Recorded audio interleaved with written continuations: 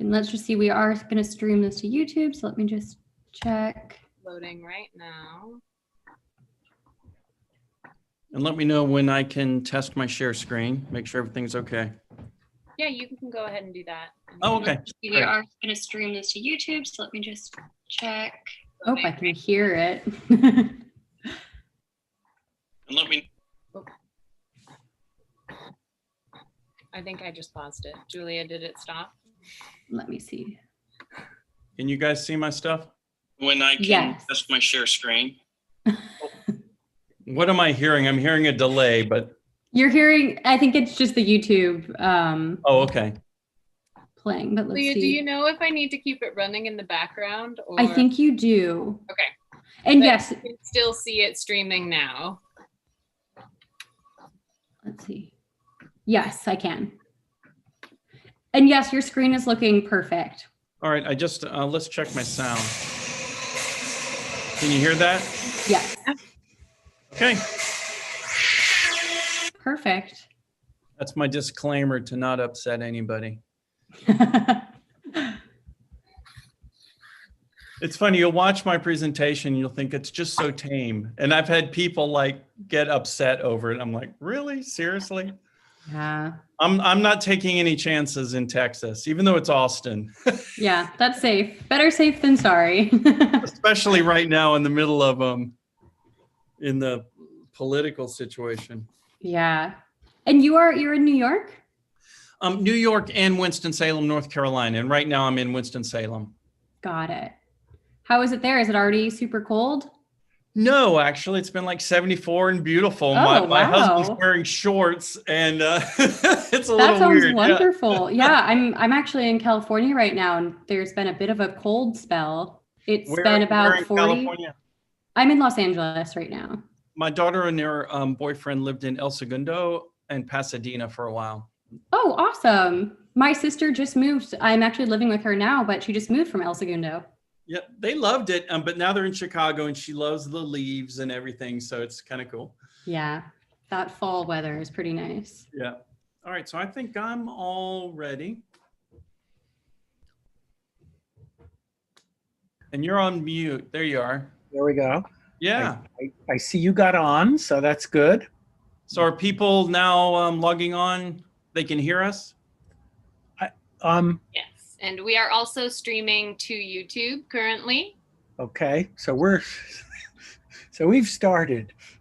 Well, yes, technically we have, I think, about 13 more minutes, but Okay. Everything is live, so. This is All right, I'm gonna pull off for just a second, but I'll be back. Okay, I'm gonna do the same, but we've established that it works.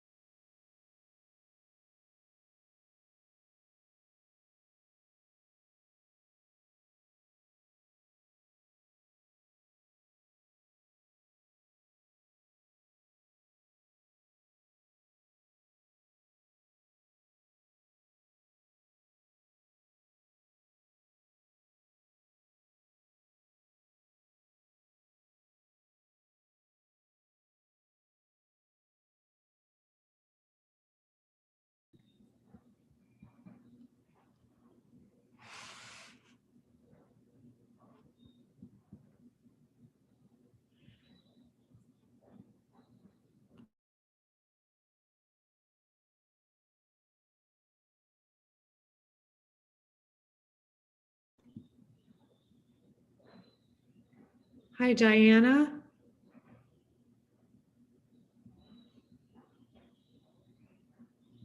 I owe you a response, but the answer is yes.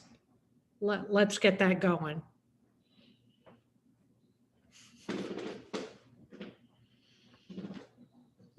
Oh, sorry, I was on mute. Thank you.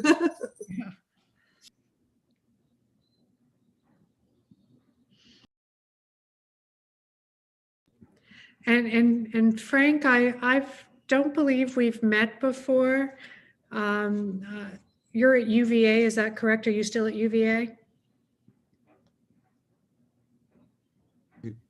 No, actually, I am between New York City and Winston-Salem. Got it. Okay. But anyway, I'm Dean of the School of Architecture, and I'm nice to meet also you. interested today because I'm on the Campus Contextualization Committee, which means it's the group that's dealing with the darn statues on campus. So I'm really looking forward to hearing what you have to say.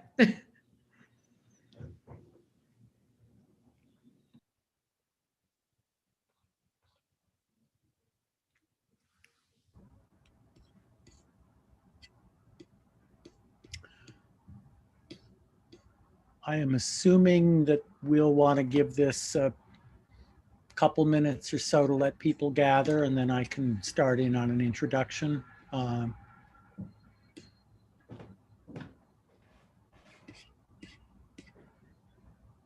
See, people keep coming in the door, as it were.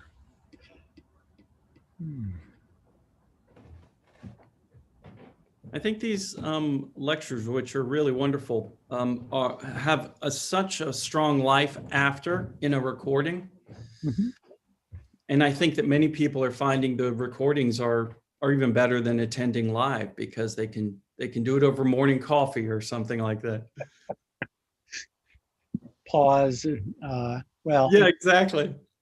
There's something about the live experience, but yes, we were talking about this in class yesterday. The students were talking about the opening up of possibilities, and it will be really interesting to see what we decide to keep.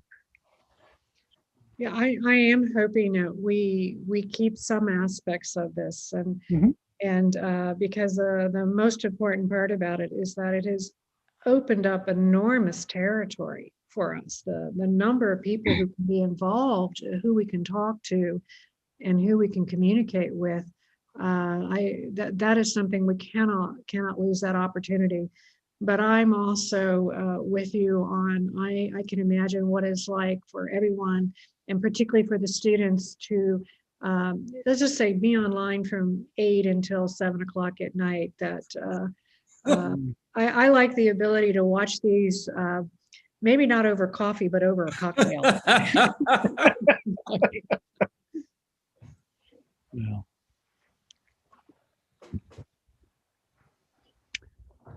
I'm going to start so that we are respectful of people's time. I am delighted that we have Franklin Vagnone here as our guest speaker for this Goldsmith talk. I first came to know of him a few years ago when I was bringing my students to an historic site, and the director of the site, when I asked if she had any readings to recommend, gave me a chapter from a thing called the Anarchist Guide to House Museums, which is not what I was expecting.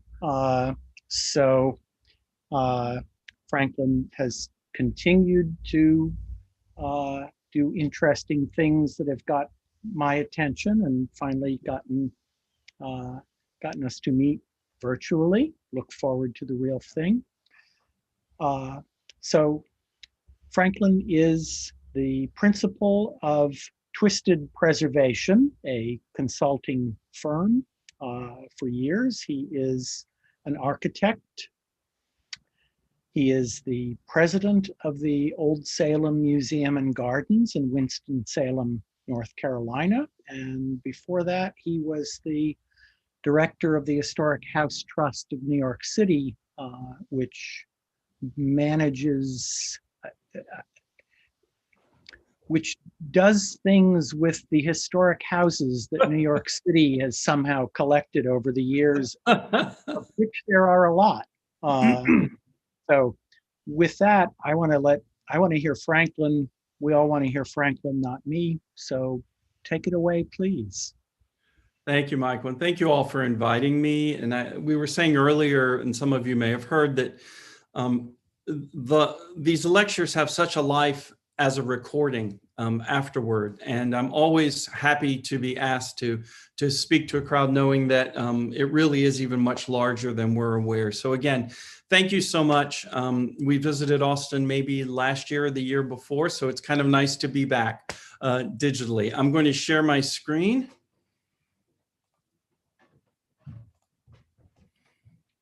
And jump in. So if somebody can tell me that you can see my slideshow. Are we good? Okay. So I've named this talk Running with Scissors. It's primarily because I was trained as an architect, undergrad and graduate level, graduate at Columbia University. And I've always felt like I came into preservation and I came into public history from the back door. And I always felt like I was kind of running around trying things in a way that didn't seem appropriate for best practices or established professional practice. And so I really have felt like I've been running around with scissors trying to figure out my way. And so tonight what I wanted to do was talk about someone who is trained in architecture and worked in historic sites, how I've moved into public history and the ways that architecture, preservation, public history, and you'll see I'm a sculptor and collage artist as well, how all of these oddly kind of fold in on each other and take us to a place that I would suggest might be a perspective that can help us in looking at the future.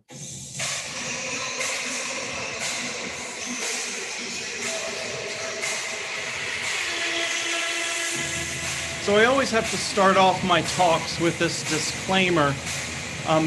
It always seems odd to me, but in fact, I talk about things that for some people might be triggers, and those triggers could involve issues of preservation of death. There are issues of nudity, queer narratives. You know, in order to talk about marginalized populations and narratives, many times you're talking about things that are taboo and difficult for the dominant culture. And so this disclaimer just puts this right out there. If you feel like that any of these things will be a problem, I will not be offended if you leave this conversation. So I will go on. I want to start with this quote, which is from Architecture of Exile, Stanley Tigerman. And it's in the foreword by Mark Taylor. We are in a time between time and a place which is no place. And this is really where I feel we are at this moment, especially in COVID, coming from the summer that really has catapulted us into a social consciousness, which has helped us understand in a more intimate, direct way Black Lives Matter issues. And then, of course, we're right in the middle of the election. And all of this seems to be swirling around us, where we're having tons of questions in terms of architecture, preservation, historic sites. And that's really where I'd like to center this talk, because the directions and perspectives that I'm coming from are really centered in this place that is this kind of gray, fuzzy area where it's not so defined. Many people can say it's on the margins. I would prefer to say it's actually at the center. It's at the center of the hurricane. In some ways, we don't even know the storm that surrounds us. I think many of us have probably been involved in the online conferences that have been taking place. And what's been fascinating about these conferences, and I'm just showing you very quickly some of the seminar topics, and all you have to do is just quickly read the topics and understand that dismantle preservation and death to museums. You know, really these subjects are about reconsideration of what we have as established principles of preservation, as established principles of cultural organizations. We're also surrounding these two with what's happening in terms of monuments and statues, and not just monuments and statues, but also headlong into the world of historic house museums and historic sites. So if you are involved in architecture, urban planning, preservation, museums, historic site stewardship, you really are at the eye of this hurricane. And I think it's important for us to realize that in many ways, for us to proceed as museum and preservation and architecture professionals, we need to be open to the notion that we need to be re-envisioning at its very core what our fundamental mission is with these disciplines. Now, one of the things I always start with is this overlap of ideas. Early on in my career, I found this graph of cycles of violence. And what it does is it tracks political, labor, kind of racially motivated and vigilante cycles of violence in our culture. And what seemed interesting to me as a preservationist and as a museum professional and even as an architect, I started to realize that many of our historic sites were landmarked during periods of extreme cycles of violence. And so I think we all are aware that we're talking a lot about systemic bias and racism built into our structures and our institutions. And a lot of people are now starting to really understand at a fundamental core level that even our historic sites, even the core principles of preservation, even issues of urban planning, all of these things are tied into very complicated webs of systemic racism and bias. And at the bottom of the slide, you will see the relationship of the far left photograph is a photograph of immigrants coming in at the turn of the last century. A lot of this violence and social unrest has to do with the level of immigration that came in the United States. That should sound familiar in the last year. Also, when we look at what's occurring right now with monuments and memorials in terms of the lost cause and the Confederate memorials, the graph that is on the far right at the bottom shows us when most of these monuments were built and dedicated. And what you'll find is that in periods of great cycles of violence are also periods where we have really pushed a nationalistic identity, and that nationalistic identity is manifested in historic sites. Now, that, of course, is a theory of mine. It's one that I feel like multiple things come together and overlap, but it gives you a sense of where my philosophic basis is coming from with my work and professional practice in twisted preservation. And so twisted preservation really comes out of my architecture, my visual arts, and my preservation, and then site stewardship. And so I've been very lucky to be asked to have lectured internationally on topics ranging from site maintenance to museum trends. And in 2010, I started talking about the importance of the Black Lives Matter, systemic racism and bias in historic sites, telling us that we really needed to pay attention to this because this was going to come and knock on our door. And we really have seen that this summer. I've also done a series of podcasts called Water Cooler Chats early on, I started to realize that my colleagues in the museum, architecture, and preservation field tended to be extremely interested in diversity and inclusive concepts. And in many ways, they seem to be at the margins of the profession. And so I really wanted to start to collect those things. And that's where Twisted Preservation started to find its foundations.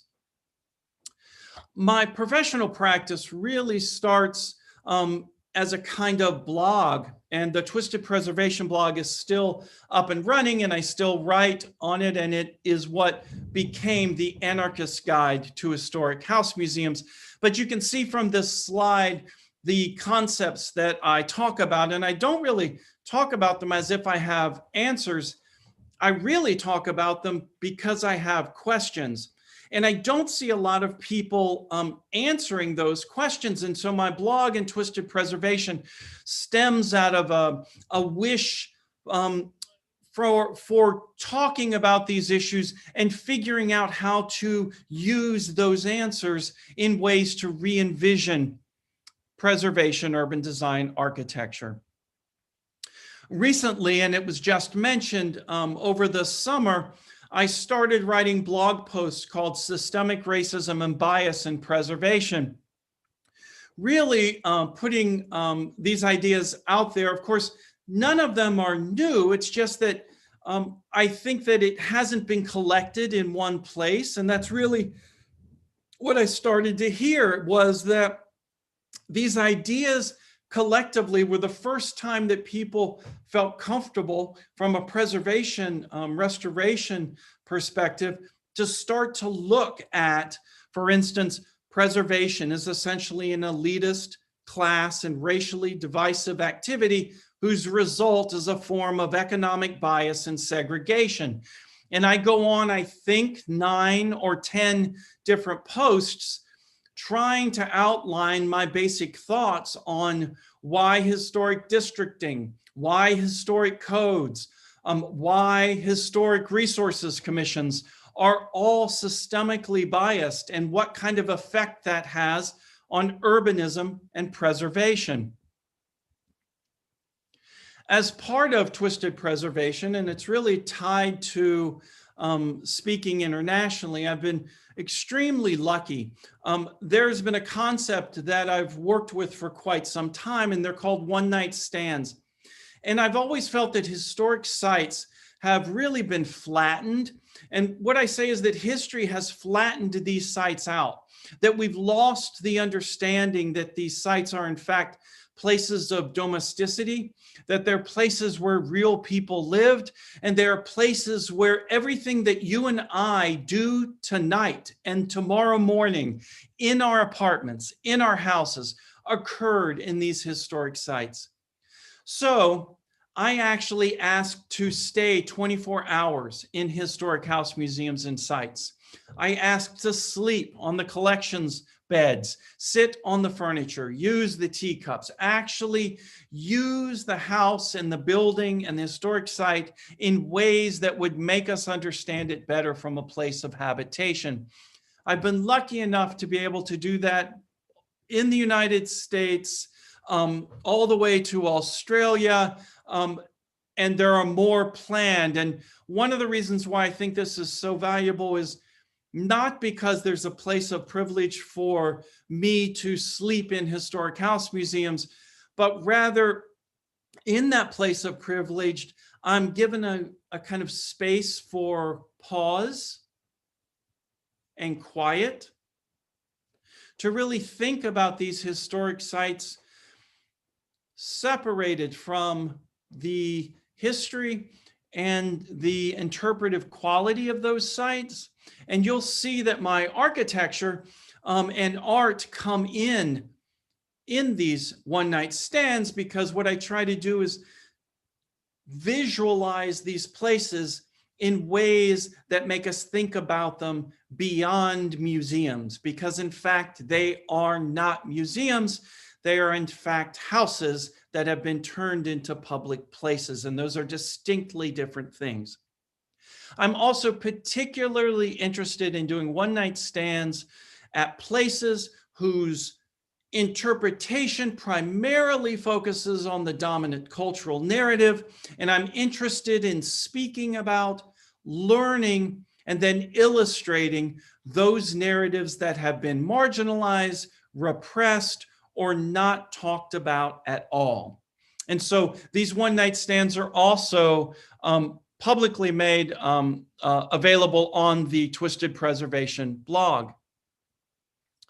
As was mentioned, The Anarchist Guide to Historic House Museums is a book that was published 2015-16, co-authored with Deborah Ryan, a dear friend of mine and a professor at UNCC. And it essentially is a conversation about historic sites, and specifically house museums, and the problems that house museums were having and historic sites with lowering attendance, lowering interest, narrowing of narrative, narrowing of interaction of the visitor experience.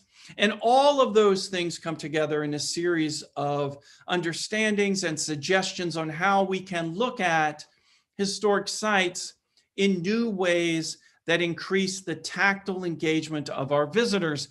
And this idea really stems from this first picture. I was running a series of historic sites in Philadelphia for a number of years, and someone threw a brick in one of the oldest houses in Philadelphia that I was running.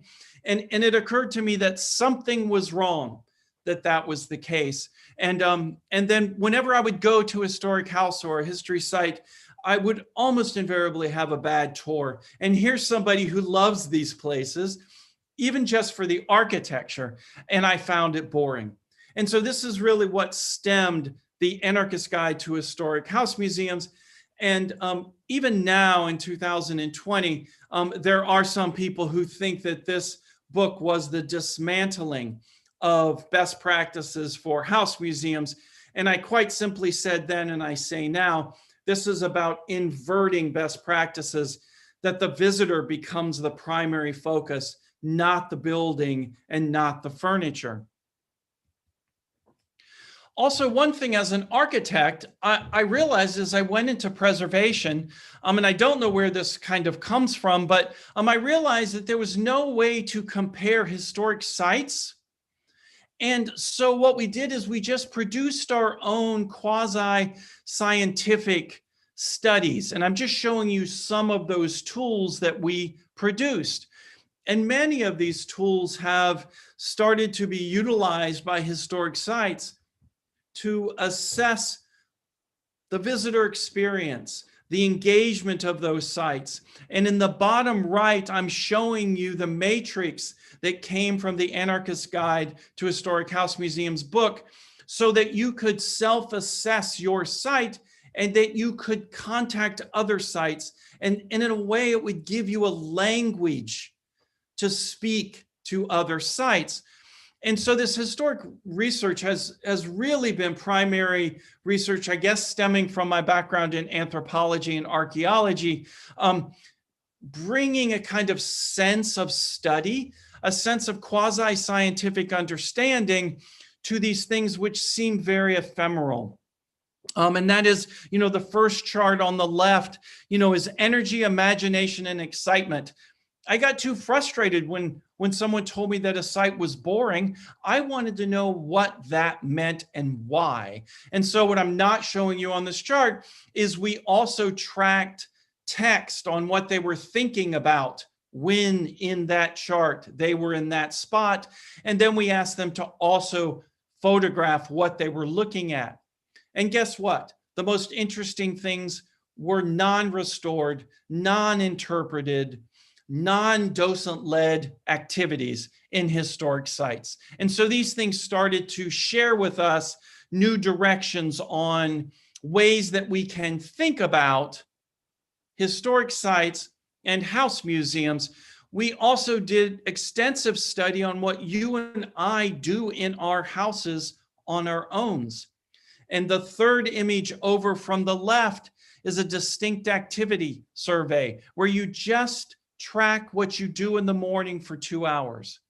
And so we did a lot of kind of research in that way. And so a good bit of Twisted Preservation is trying to make sense out of things which haven't really been studied. And I guess that comes from my kind of anthropology, but also it certainly comes from my architecture, because you can see how important an architectural background is to understanding these studies. We've also been called a lot into talking with historic sites, boards of directors, cities, municipalities, states, and multiple national trusts. What they've tended to do is call us in to consult and talk about things which are kind of marginalized. And in some ways, it's safer for them to hire an outside consultant to study something. For instance, New York State Historic Preservation Office hired us to study queer in the Gilded Age. And it was really a kind of experimental educational project on how one might study queer narratives at various sites and not talk necessarily and specifically about the narratives at the site. And so it was really quite an interesting exercise. For instance, Studio 408, we were brought in to study an elderly man who was an architectural historian who had a lifelong throuple marriage with his wife and his husband, and he wanted to turn the house into a historic house museum. And he knew that that was not at the center of the dominant culture and wanted to know what that meant. So you can imagine that was a really interesting project. And the other ones I won't go into detail, but it's usually when historic sites are questioning the standard practice and are interested in new ways of envisioning what it means to interpret a site. So you can see Montpelier and then the Fairmount Park Conservancy in Philadelphia. Now, throughout various positions in Philadelphia and New York and others, I've been particularly interested in overlapping contemporary art and architecture, visual arts with historic sites. And I'm just showing you here in this lineup a series of projects that I was a part of in pushing new ways of communicating history. Now, this is a very important thought, and that is that history is actually beyond our ability to communicate it simply within historic sites as kind of a traditionally interpreted history. And so we have to go out into the city. And the urban scale projects I'm showing you there is Light on Sound. We did a citywide poetry reading in Flushing, Queens as part of our Historic House Trust for the City of New York. We believed that history needed to actually leave the borders of the historic sites, had to leave the walls of the buildings in order to communicate history in ways that people are conversing. And even today, we're working on TikTok. Certainly all of the other social media platforms. You know, I can't tell you how many times I've heard from historic site boards and staff that they're just not interested in history any longer. And I would directly challenge that in fact, people are interested in history. They're just not interested in the way it's been shown and communicated. And then I think as many architects and preservationists, I have a very solid foundation in conservation projects, but please understand, I do have a background in this, but these buildings are important in as much as they are backgrounds to the use and facilitation of them by people. So I absolutely, as an architect, love buildings. As a preservationist, I think it's important that we preserve buildings. But we also have to ask ourselves, why does a building exist? Why is the money there for it to be preserved? Why are the policies and structures in place to operate that building while other constituents don't have any buildings, don't have any money, and don't have any policies and procedures to save those structures that define their culture. So you understand, I'm right on the fence. I value this slide and everything that it talks about, but I value it because what it can do is promote and push forward our understanding of a more full understanding of history and preservation. And then my architectural background has always kind of overlapped with preservation and history sites. Many times additions to historic houses or historic houses that had to fit historic codes and regulations. And I'm just showing you that this background is also a part of this, let's call it a bubble, a kind of new envisioning of a total, more complex view of what history is. Because many of us would like to separate architecture and preservation and historic sites and even visual arts. And what I'm about to show you is that no, I want all of those crammed into the same spot. And I mentioned briefly that I do have an anthropology, archaeology background. And so a good portion of my understanding of what preservation and architecture and the visual arts come from taking pieces of nothing and turning them into something. And I'm showing you here a terracotta roof tile that I reconstructed on this dig in Oppido, Mamertina in southern Italy when I was 19, 20 years old. And this roof tile connected this site to trade with Carthage. So what it did was it accurately helped date the site. So I know how important these pieces of seeming junk can be. And then I just briefly would like to talk about my artistic practice.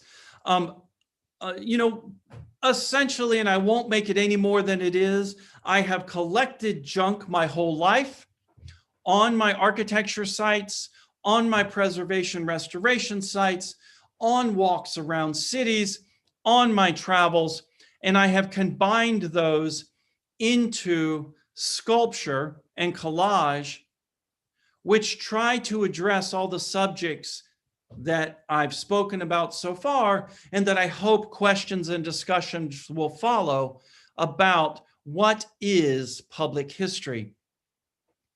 You know, we talk a lot about oral and written histories, and as a visual artist, I'm interested in how public history can be made more visual.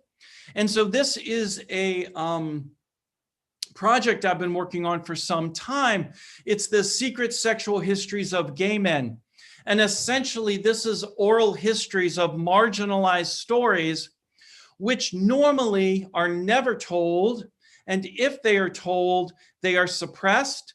And if they are written about, many times you'll hear that so-and-so burned them after they died. So for me, and this has happened at historic sites directly with some of the narratives, I have asked anonymous people to give me these oral and written histories. And I've started to create these visual documents, which I imagine becoming an exhibit as individuals. And so these are conjectural photographs, aspirational photographs. And if you were at some time to actually read these are deeply intimate and engaging histories, which one would not normally know about. And so when we talk about what is public history, I am particularly interested in all of us embracing the notion that your life is public history, and that life is worthy of being documented. I'm also interested in following this concept even more deeply. So I call these kind of annotated possessions and parasite poems. I think many of us will take highlighters and highlight books, Well, as someone who has worked in collections and started archives, I have mended Green and Green original drawings and Frank Lloyd Wright original drawings at the Avery Architectural Archive. I have seen notations on these drawings. And what this did was this led me to thinking about the life of a notation separate from the original intent of the person who did it. And what I've been doing is taking my own library and doing artistic experiments about how notations become another thing. For instance, in the first one, the bleeding text, you write on one page and it bleeds to the other. Wonder if you can't read what you originally wrote and you could only read what has bled through. And the next image, wonder if you annotated something and that image got pulled out, but what's left is the image on the left, and it's only the lines that you drew, but you didn't know what the image was. And then, of course, the parasitic poems themselves, how books and the original text simply become an impetus for new thought, actually on top of the original thought. And so these ideas are really kind of pushing the limit of what it means as a collection item, as a written text, and how one visually would be able to convey an idea which in itself has not been documented. So this talks about conjecture, wanting us to believe in the process, that conjecture can in fact lead us to a new understanding of history. And I spoke a little bit about my sculpture, and if you can see, I've got sculpture on my mantle behind me. Those are some of the ones that I'll be showing tonight. I've been creating sculpture for decades, and it really stems from both, as I said, taking things up at construction sites, but also speaking with people who have histories and taking those histories and formulating what they eventually become called beasties. And the reason why these beasties are so important, and as we go through them quickly, the beasties represent all of us, how we're cobbled together, how we're pieces of disparate objects, how we're a bit of my dad and a bit of my mom. And as I learn more of my history, I'm a bit more like my grandfather on my dad's side, and on and on and on. And history is just like that. And we as professionals have been taught, and I was taught this even in architecture, that there is a kind of complete idea, a kind of finite notion of something. And in fact, I would say that my view now as an aging designer is that in fact, this is not the way I see the world, that I see history just like these beasties. And that's why I call them cultural histories. And attached to these cultural histories, again, I start to investigate text and oral histories, how those can become visual.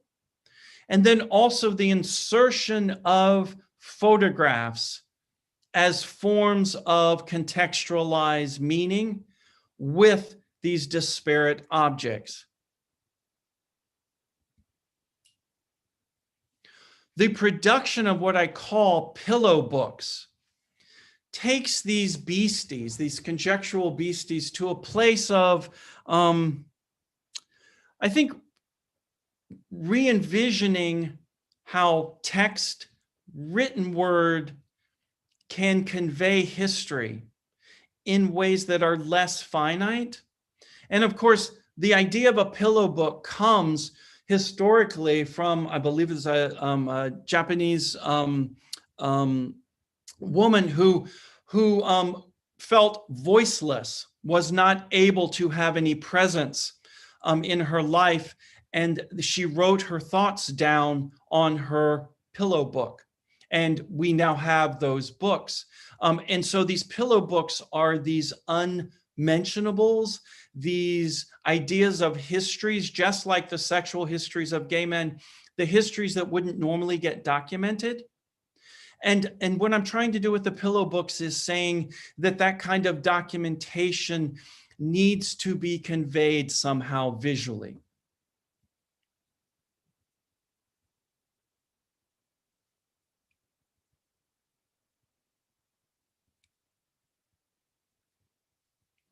And in many times, these conjectural histories become containers for these pillow books.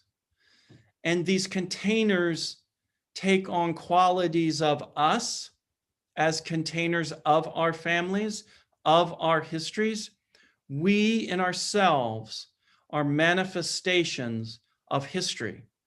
And how we make those manifestations visual and public is where I'm interested.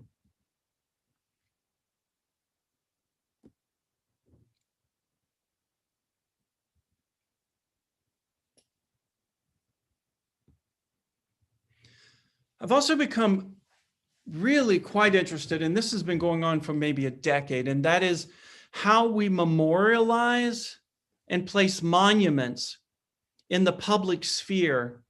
And what's interesting is in the past summer, and even in last year, that this concept has become one of our most talked about issues in architecture preservation and public history.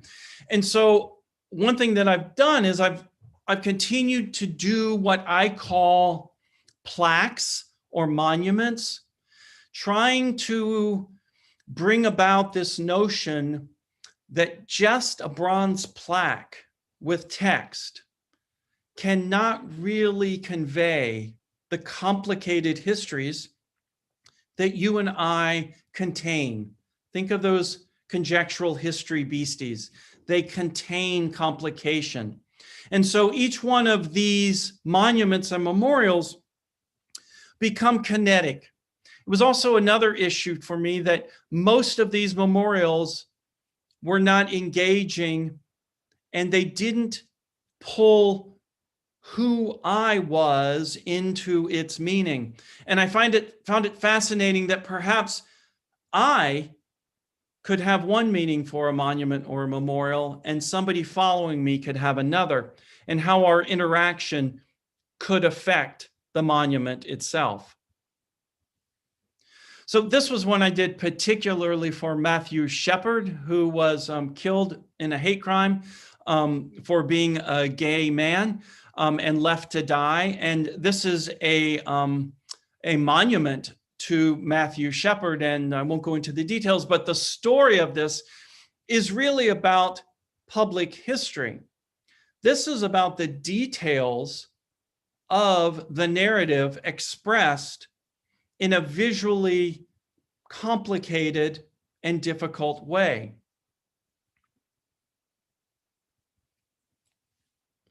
And this is one that I labeled a kinetic monument. I remember looking at the obelisk behind the Met, and it occurred to me that it was so distant that I had no engagement with it. And part of a monument was that you had a kind of distance from it. Even the Vietnam Memorial Monument still has a kind of distance in terms of engagement. And so I've been producing these monuments where, and I'm showing you in a series of photographs, actually opening and closing this thing, and it changes according to my level of engagement. And the person could come right behind me and not believe in what that monument is suggesting and turn around and close that monument right back down. And I found that kind of kinetic involvement really fascinating. This is one that is very intimate and personal. That's me as a little boy with my father, who was obviously concerned that I was queer, and he went out and bought a bunch of sports equipment and put me in the freshly mown backyard, made me hold the baseball bat and take Polaroids of me playing sports and put it in his wallet so that he could show his friends how manly I was. And so this is really a kind of monument to that little boy in that moment, not really understanding what that meant. And in this talk, that kind of memorial for that young man is something that he was not aware of, and it has very complex meanings. How do we convey that in a public history sphere?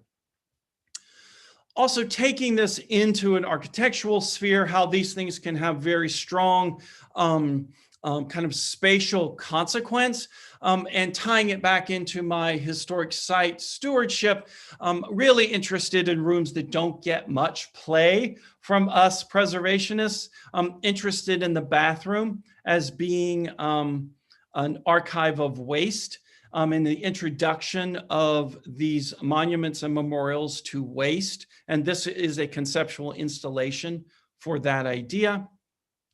And then also this is a conceptual installation for a historic house museum that had extensive restoration work to it, where much of the interior is reproduction or conjecturally produced, but it's not really conveyed in that way.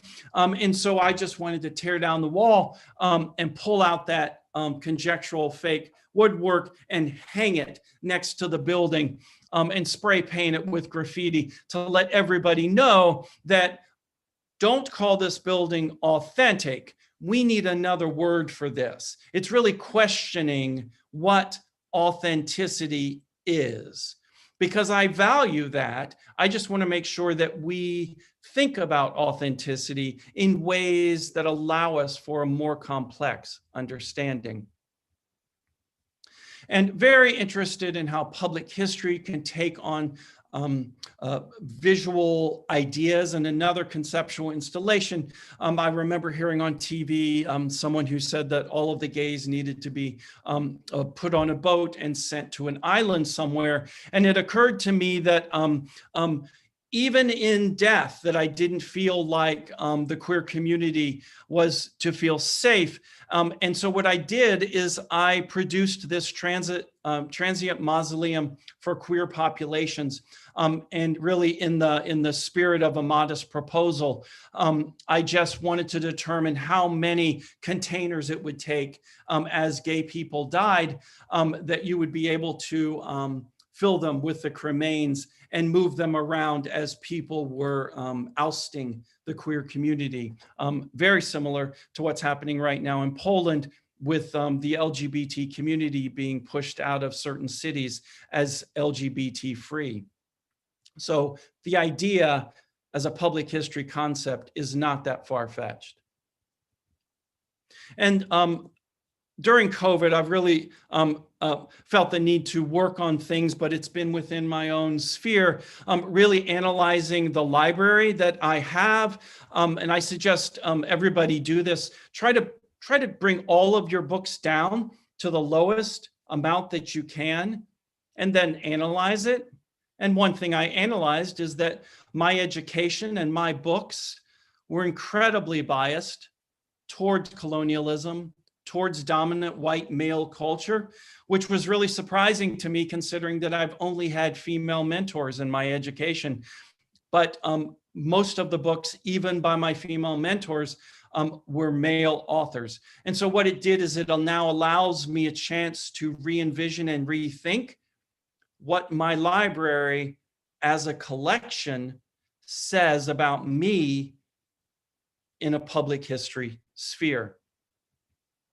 And then finally, I'd like to talk about something that I've been doing, and that is that I believe, again, that all of us are important and all of our histories are worthy of containment and being told. And so I've produced a mobile life museum for my life. One thing that you've noticed is I will produce sculpture and then I will abstract it and bring it into CAD. So I'm showing you this mobile museum closed up so I can move it around. And then it opened up so that I can show everyone my life as it is right now, which includes my sketchbooks and all sorts of things. And then a narrative abstraction. And this narrative abstraction is to talk about how we as designers, public historians, and preservationists transform real history and artifacts and buildings into abstract narratives. And so whenever you see a CAD drawing, it's me saying, but don't forget, we do this to this. And these are details.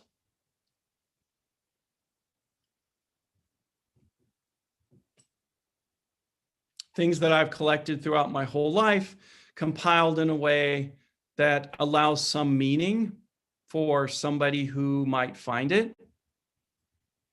And then doing the same thing with objects that I did with my library. What are significant, important objects? And then labeling them. And then how do those labels reflect my life?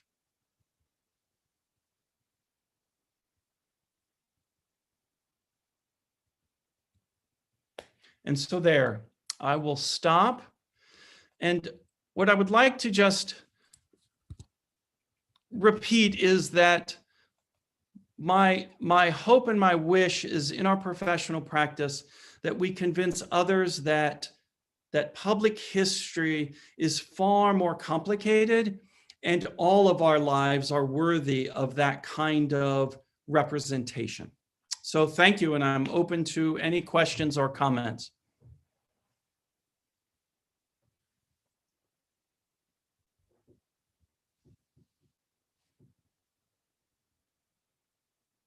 Or not.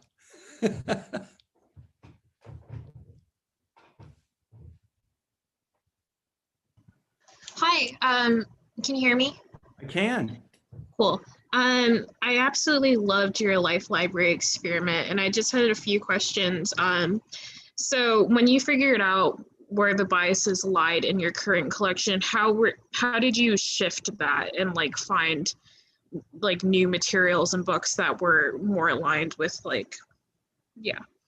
Well, it's a really good question, and I think it's probably one that all of us who exist in a white, privileged, in my case, male-dominated culture, really rethinking and evaluating what my education has been. It quite frankly has been probably what all of us have been doing, which is to read more and seek out those things that we are missing. And so that's really what I've been doing is seeking out those vast areas that haven't been a part of my education, even though one would think that my education would have been more full, it wasn't. So it really is a matter of just seeking it out, getting the books, and in this case, the library, and I'll speak about that, getting those books and reading those books.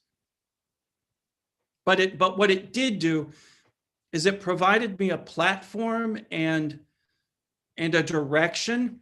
And the reason why it's not important because it's me and my library. What's important is, we can do that to Thomas Jefferson's library. We can do that to any historic site's library or collection, and we can talk about what's missing. What's missing is public history. And so what I'm doing is being very transparent and honest about what's missing in my life library. It's actually right behind me right here. Thank you. Thank you for the question.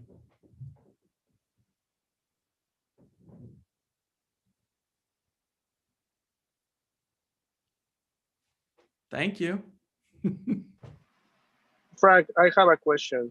Sure. Yeah, so I'm interested on the beginning of your talk, and when you were talking about your projects on interpretation and looking at the historic houses, and I think that you mentioned that you are looking for different ways of doing this interpretation, and at the same time, I see. I mean, you have mentioned that you have an architecture background, and looking at your trajectory, which is impressive, and the amount of work that you do, it's interesting that an architect that does historic preservation also takes into this interpretation public history tasks, right? So or projects. So my question is, how does your architect mind, your architectural training, your design training, has influenced the way in which you have approached these projects, and if it is, you think it's different to other consulting firms who could do this type of work from more like a historic perspective point of view? Yeah, thank you for that question. I would say it is really at the core of the way I view my professional practice. I think in my entire life, I've always felt like I was a sham. I don't know if anybody else ever feels that, but you know, that you fool people, you fool your professors, you fool somebody else. And so I've always really just wanted to understand things better, just to feel that I could contribute in a positive way. And just like an architect gets a program for a building and a new project, the better I understand that client's wishes, the better the building will become. And I think that my architectural background in one way has taught me that. The better I understand the visitors to historic sites, the better I can make the visitor experience. But then also physically, my understanding of these buildings and spaces is really from a tactile quality. And I have to say that somewhere between architecture and archaeology, I bring this tactile quality with me when I'm looking at interpretive models, because like Gay in the Gilded Age, that project was about how the buildings themselves could manifest feelings and emotions that could represent being gay at the margins in a dominant culture that didn't respect you. And so it was essentially an architectural understanding of a cultural issue. So I would say it's been pretty core to where I come from. Franklin, we have a question from the chat, actually. E. Hoyt, first of all, says the watercolor studies are so beautiful, and then asks, I would imagine historic sites are more male and white focused. How can historic sites help give a broader understanding of history? I don't mean to be silly with my answer. Why is that even a question? I don't care how you voted in the election. I just remember reading something today, Joe Biden with his transition team, and I think a female said, if females can think just as well as males, then why won't we get 50% of the transition team? I'm not speaking politics here. I'm speaking at a higher level. There is absolutely no reason why the Powell House, which is one of those conceptual projects I showed you, isn't the Elizabeth Powell House, because Elizabeth Powell was actually far more important than Samuel Powell. It really just needs to be a philosophic shift in historic sites. And if they tell the story of females, it's always about cookbooks or dresses, textile collections. Never do they talk about that, for instance, General Wayne left for most of his life, left his estate to his wife to run successfully as a business. Those sorts of things never get talked about. So the answer is they absolutely should, and it shouldn't be a problem. It shouldn't even be a question to ask. Hi, Frank. Thank you for a wonderful presentation. I'm going to ask you a question, and please tell me if it's something I shouldn't have asked. Can you hear me? Yes, I can. Okay. So when you stay overnight in a historic house, do you get to choose where you are going to stay? Because the house would have different areas for different people. Like you have servant quarters, you have. Mm-hmm. So do you get to choose, and then how do you choose that, and how does that affect your writing? I would say that it's really collaborative. This idea that I just come into a house and just take it over, not at all. In fact, it's most people aren't aware, but I ask for sheets of paper put on pieces of furniture that are too delicate for me to sit on. I don't bring that up in my talk, but or in my posts, but also the same thing is true with which beds. So that's just physically a great deal of planning goes into these things. But in terms of interpretation, I get asked a lot to come and stay at different historic sites. Most of the time I say no, because they're interested in me supporting the narrative that they're telling. And I'm usually interested in narratives that they're not telling. So where I sleep usually has to do with which narrative I'm really interested in. So it's not such an easy answer for you. I'm sorry. Thank you. That answers. Thanks for the question.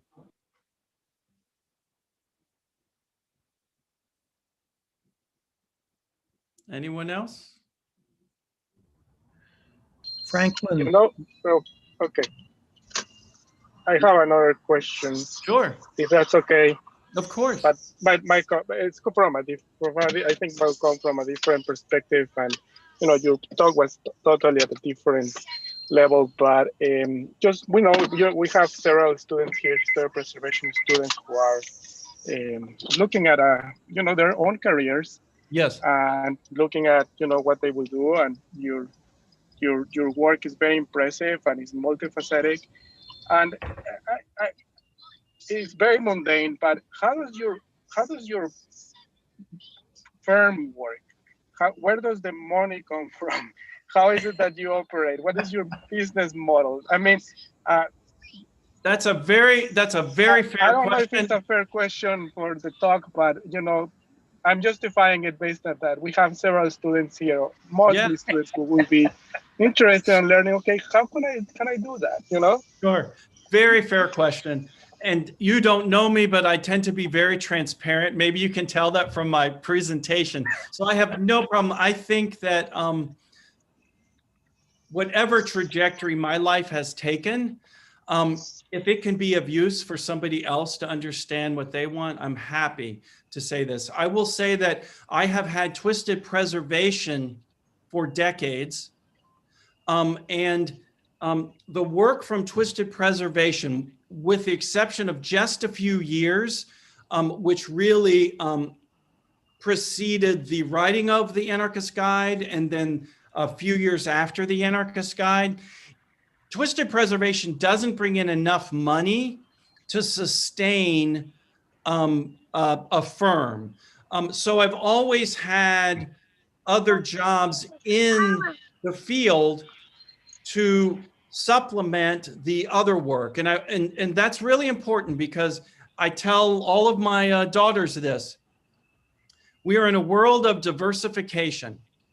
And so if you can diversify your skill sets, architecture, preservation, fine arts, historic site stewardship, the more you diversify your life. I'm 55. I have changed courses a handful of times.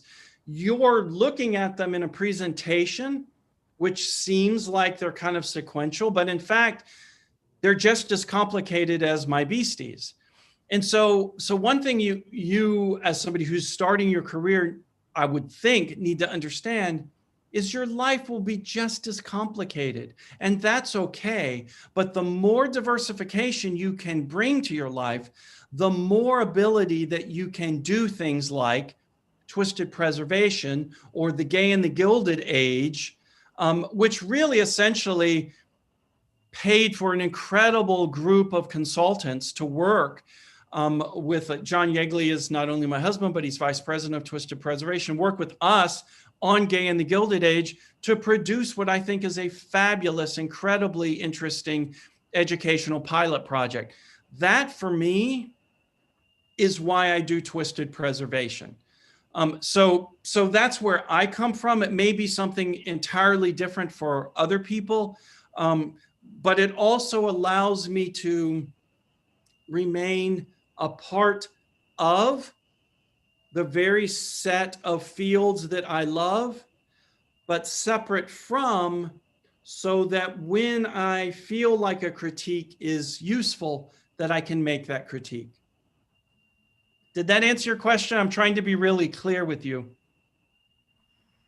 Yeah, I think so. I mean, I'm also thinking like, what types of projects are the projects that, make twisted preservation survive, or Well, I would say a that business model. Yeah, I would say the projects that do come into this firm are small boutique projects that usually are projects that other preservationists or other consultants may not have a lot of experience at, or may not want to jump in and fail at. And I'm not afraid of failing whatsoever. And that is a form of diversification, because I just open myself to taking projects that maybe other people don't want to take. Thank you. Thank you. Thank you for your question. I appreciate the candid question. Anyone else? Franklin, your one night stands in the museum have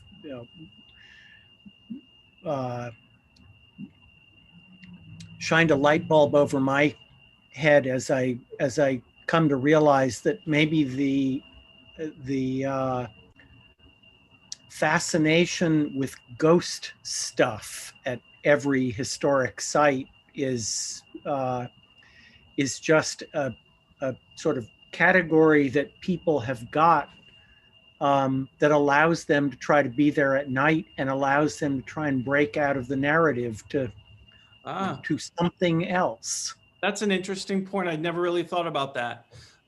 That is interesting. Well, also some of those creative communication strategies that I showed you, they involve, immersive theater, evening events, anything that breaks the mold of the traditional historic site. So you actually have a really good point about that. It may be a way of kind of coming around behind and entering. Mm-hmm. It has me trying to think of, I mean, I know this is essentially what you have done for a living, or what your group, your folks have been doing for a living, is trying to figure out these ways of just sort of cracking the mold in some way that will be understandable enough to people that, yeah, we can do this. That might be a new studio project to research paranormal activity in historic sites and try to track and tease apart the visitor experience qualities of that and why it's so valuable. Well, there you go. Yeah. Yep. Yes, it could be. Sorry. I actually have a question that kind of takes root in what Professor Holleran was talking about. So in my work, I look at the theory of hauntology, and how it's a theory, and basically how, I guess, your traditional like hauntings at historic sites are in a way alluding or referencing histories of violence and trauma. Mm-hmm. And so how do you navigate documenting those histories in a way that, and I guess the other part of the question is, how do you involve the community that's affected by those histories of trauma and violence? How does that all work together? That's a fascinating question, and I'm not just saying this, but it's true. Just this afternoon at 12 noon, I had another presentation with a colleague in Beirut. I don't know if you watched it. I did. Yeah. Okay, so it's about how one preserves trauma and memory. And so I found that conversation fascinating, and on our end, it's about the trauma of the enslaved. And the memory, generational trauma and memory of that. And hers is the Beirut Civil War. or Lebanese Civil War. You know, I think that the issues discussed this afternoon, which were about, you know, I love the notion of not restoring something, but allowing elements of that complicated narrative to remain. What that means for each site, I don't know, you know, but there are some sites, and one of them, I can't remember the name of it, but I really wanted to do a one-night stand there. I'm gonna say it's in Maryland, that the house during the Civil War was turned into a hospital. And so it was pretty grisly and horrible. And the stories and the narratives of that historic site are really meaningful and full of trauma, literal and figurative trauma. It'd be very interesting. I mean, they've done some wonderful things about making you feel physically and through tactile immersion what it was like to be in that place as a hospital, but it would be very interesting to think about that from another perspective, how one might continue to bring that to a heightened sense. So I don't have a real answer for you, but it's a great idea, great concept, rather than Halloween paranormal and just leave it at that. Right. Thank you. It's good seeing you. Likewise.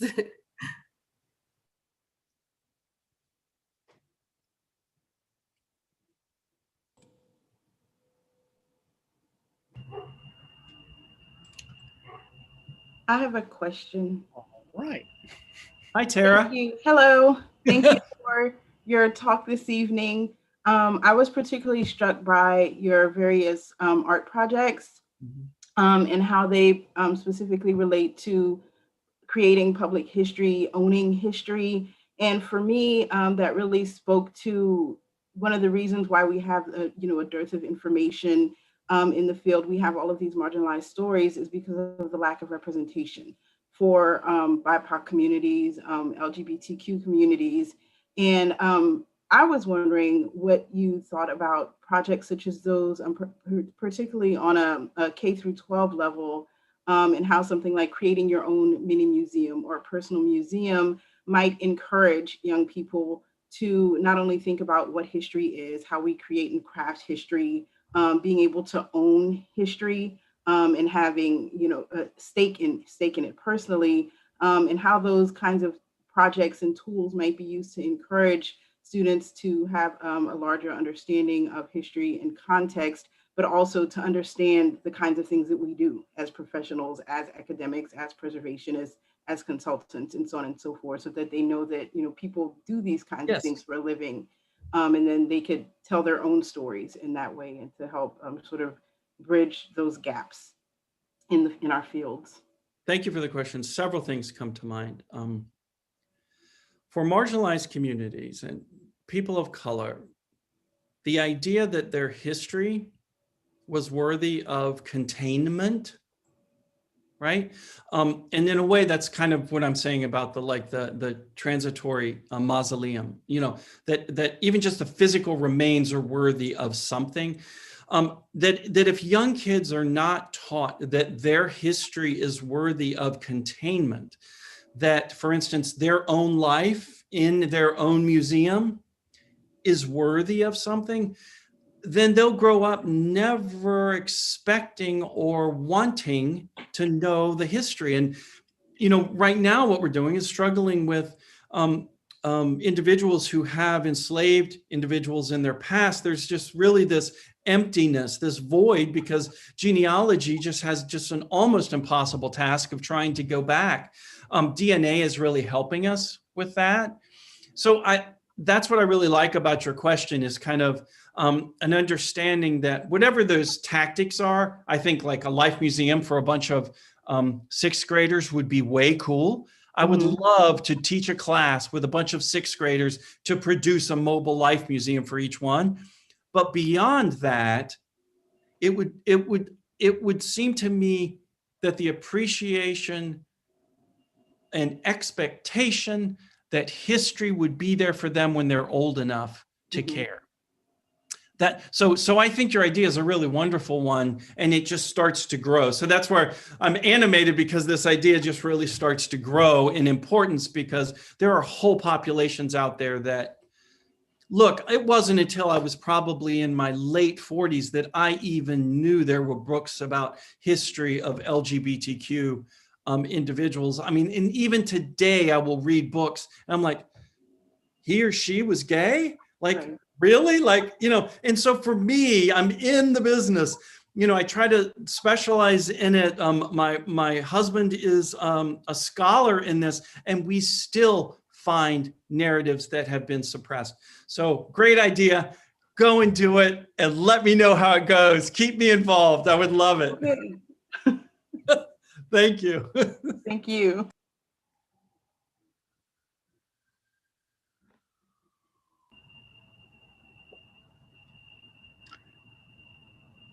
Others? Questions? I'm happy to talk about anything, so feel comfortable. Franklin, that is clear, and, and we appreciate it. Thank you for inviting me.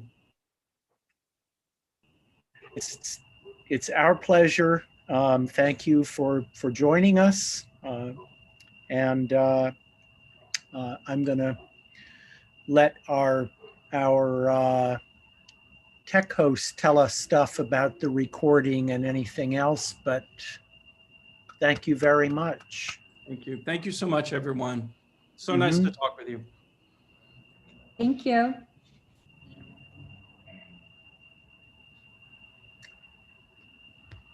So, I can send you the link to where it has been streamed and archived on YouTube. And then we'll also have the recording for our internal archives as well. And I think we'd be happy to send you a copy of that too. Thank you all. Great. Nice chatting. Franklin. Thank you very much. Bye-bye.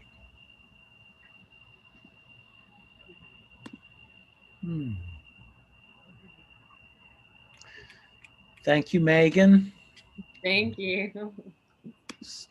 It works. You did it. Have a good night.